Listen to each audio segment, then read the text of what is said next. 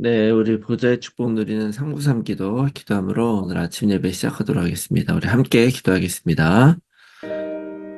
살아계신 하나님 아버지 감사합니다. 이 시간도 그리스도 언약 잡고 복음 누리는 기도하게 하시니 감사합니다. 주는 그리스도시요 살아계신 하나님의 아들이심을 믿습니다. 예수님은 나의 모든 죄를 사하신 나의 참 제사장이요 나를 사단의 손에서 건지신 나의 참된 왕이요 나에게 영원한 생명을 주신 나의 참 선지자이심을 믿습니다. 그리스도는 내 인생 모든 문제의 답이시며 내 삶의 주인이심을 고백합니다. 지금 이 시간 기도하는 나에게 주의 성령으로 충만하게 역사하여 주옵소서. 하나님, 지금 이 시간 성삼위 하나님께서 말씀으로 나의 삶 속에 성령 충만함과 오력을 더하여 주시옵소서. 말씀을 선포하시는 성부 하나님, 그 구원의 말씀을 성취하시는 성자 그리스도 예수님, 말씀으로 나와 함께 하시는 성령 하나님이 영력, 지력, 체력, 경제력, 인력으로 충만하게 하사 237 나라 5천 종족을 살리게 하옵소서. 하나님, 지금 이 시간 기도를 통하여 보좌의 축복 9가지가 나에게 세팅되게 하여 주시옵소서.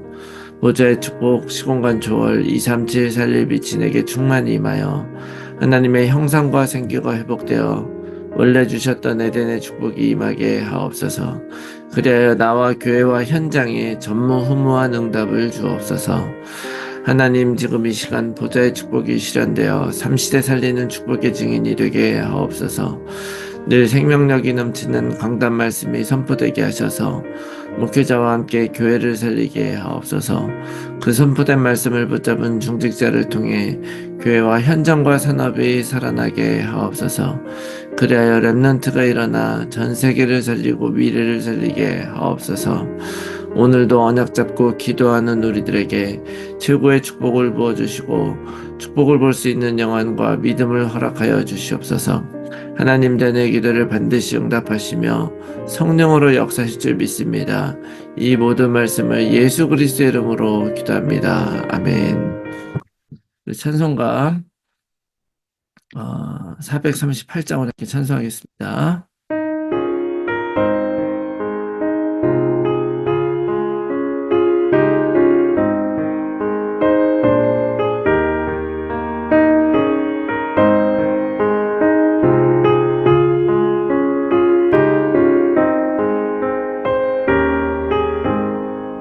내 영혼이 왼쪽이며 주만 죄짐 하고 보니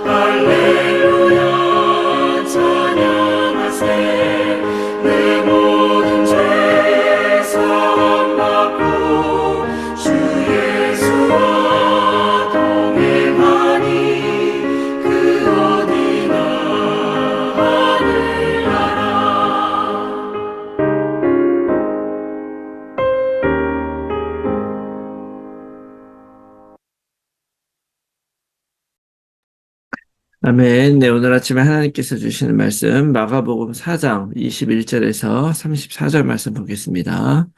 마가복음 4장 21절에서 34절 말씀 제가 읽겠습니다.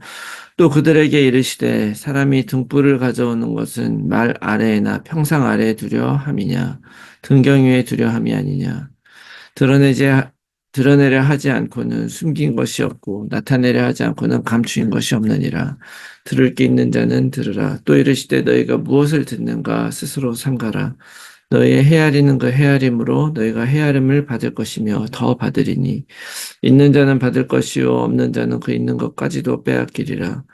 또 이르시되 하나님의 나라는 사람이 씨를 땅에 뿌림과 같으니 그가 밤낮 자고 깨고 하는 중에 씨가 나서 자라되 어떻게 그리 되는지를 알지 못하느니라. 땅이 스스로 열매를 맺되 처음에는 싹이요 다음에는 이삭이요 그 다음에는 이삭의 충실한 곡식이라. 열매가 익으면 곧 낫을 되나니 이는 추수 때가 이르렀음이라. 또 이르시되 우리가 하나님의 나라를 어떻게 비교하며 또 무슨 비유로 나타낼까.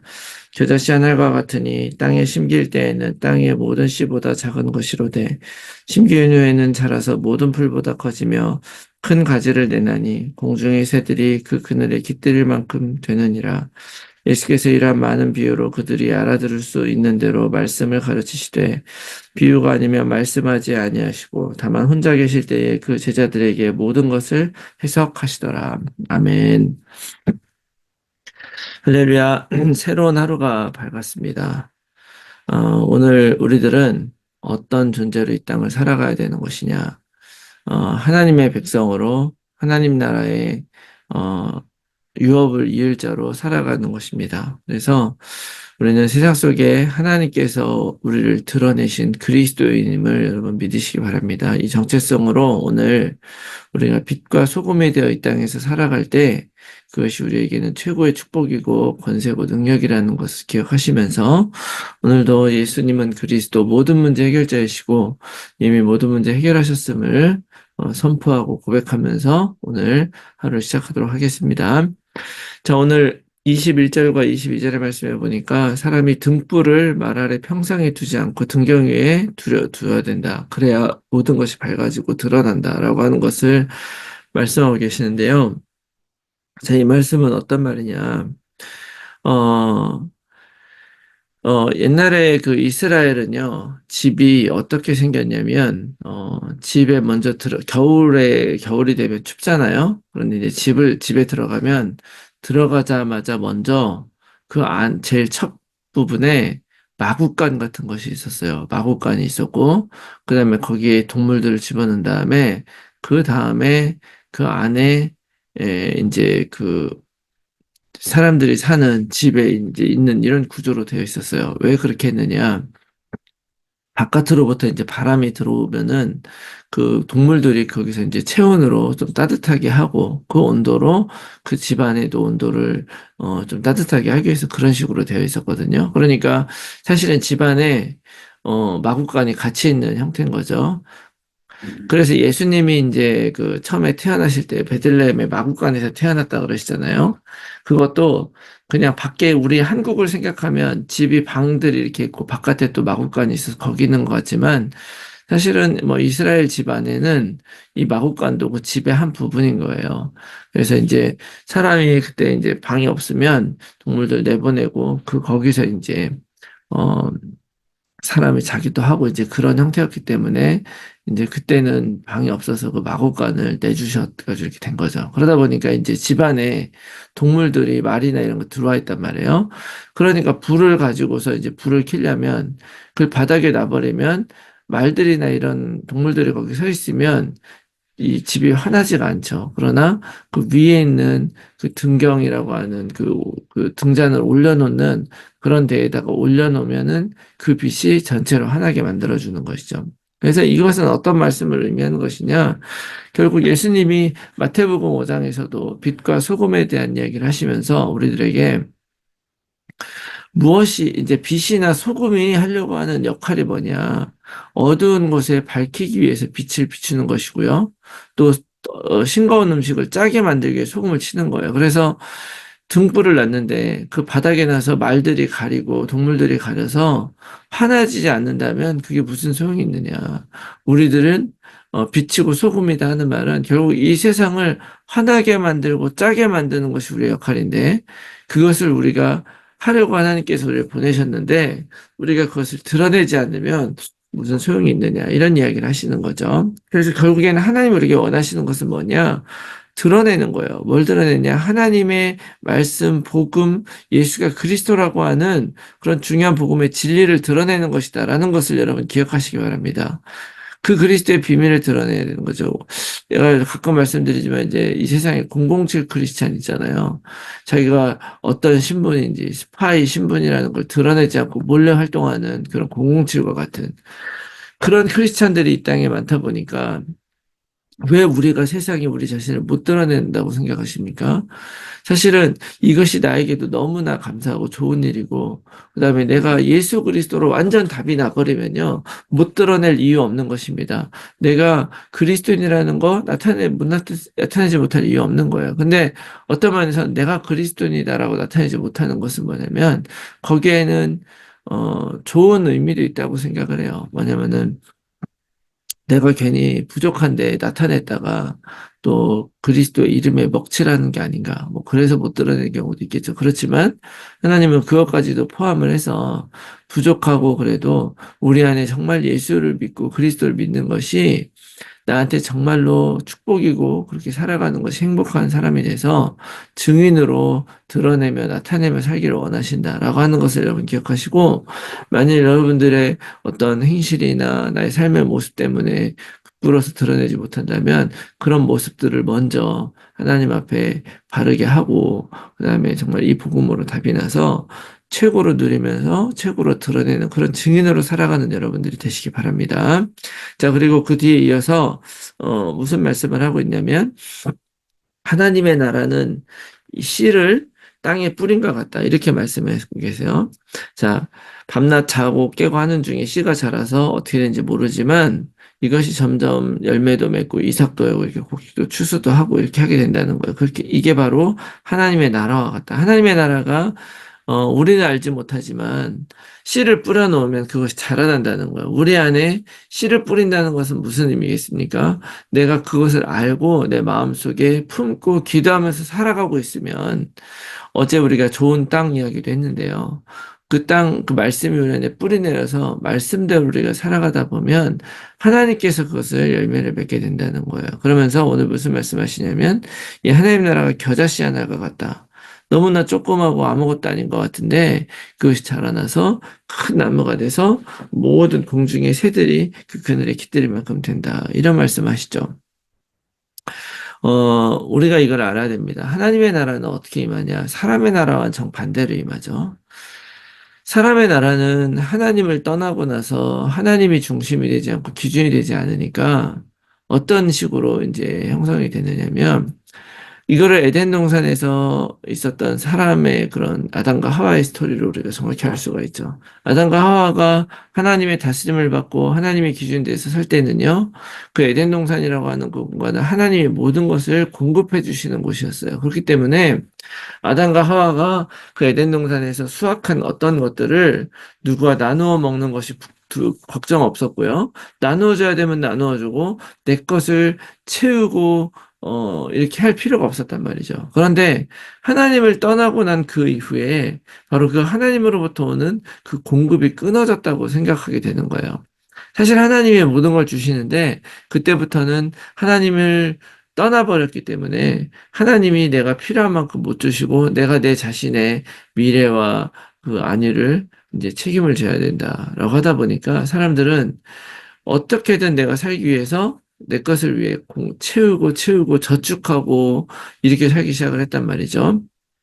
거기에서 모든 걱정, 근심이 오는 것이고, 돈에 대해 붙잡히는 일도 오는 것이고, 더 나아가서 내가 다른 사람들의 열심히 일해서 많이 벌면 벌수록 이 땅에 있는 것들은 유한하기 때문에 내가 많이 가져오면 가져올수록 다른 곳에서는 비게 되는 거예요. 빈부의 격차가 그래서 나는 것이죠. 자, 그런데 하나님의 나라는 반대예요. 내가 다른 사람에게 내 것을 내어주는 것입니다. 다른 사람에게 도와주고, 다른 사람에게 나누어 주게 될 때 내가 가난해지는 것이 아니라 다른 사람도 나에게 도와주고 나누어 준다는 사실 기억하셔야 돼요. 그래서 서로 다른 사람 거를 가져오느냐, 이것이 세상의 방식이라면 하나님의 나라는 다른 사람을 내 것을 내주는 거예요. 그러면 나는 망할 것 같지만 절대 망하지 않고 하나님 나라 그렇게 풍성해 가는 것입니다. 그래서 오늘 그 24절에도 너희가 무엇을 듣는가 스스로 삼가라. 너희의 헤아리는 그 헤아림으로 너희가 헤아림을 받을 것이며 더 받으리니, 이렇게 얘기를 해요. 우리가 나누어주고 다른 사람을 세워주고 살려주면 당연히 그 하나님 나라의 방식이 하나님의 그 능력과 맞닿아서 하나님은 더 많은 것들을 채워주고 우리 스스로 살게 될 것이다. 핵심은 무엇입니까?